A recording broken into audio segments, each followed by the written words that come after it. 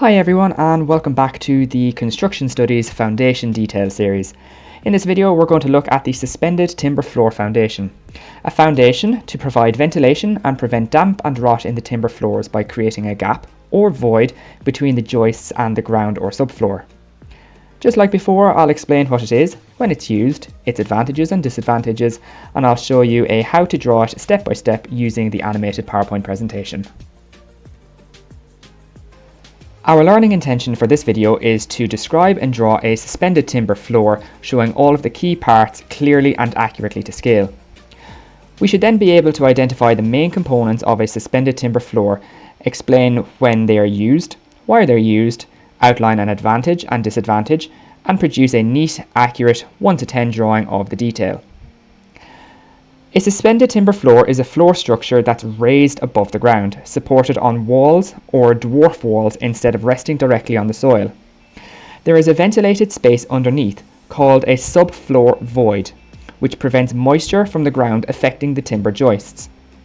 One main advantage of a suspended timber floor is that it provides good ventilation and keeps the timber dry, helping to prevent dampness and decay.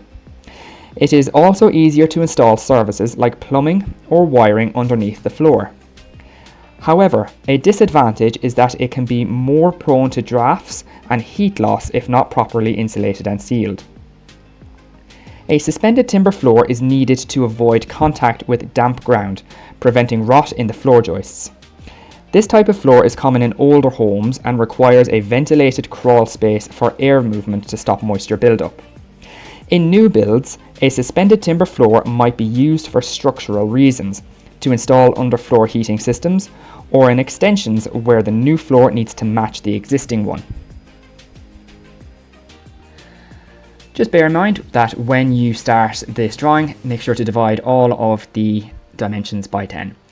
This drawing is very similar to our 350 cavity construction where we do our strip foundation at the beginning. So we're going to start off with our 1050 by 350 reinforced concrete foundation, followed with our starting of the 350 cavity construction where we've got our 3 blocks and then our infill and then our 3 blocks again. So these are up our 2 by 200 millimeters.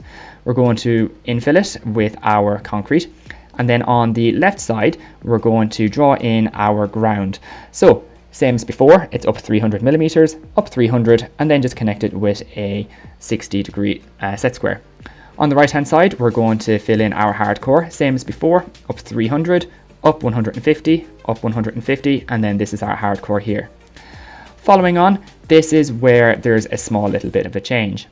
So you can see here we have got our 350 cavity construction where we have our 100 external leaf, 50 cavity, 100 insulation, and our 100 inner leaf then as well.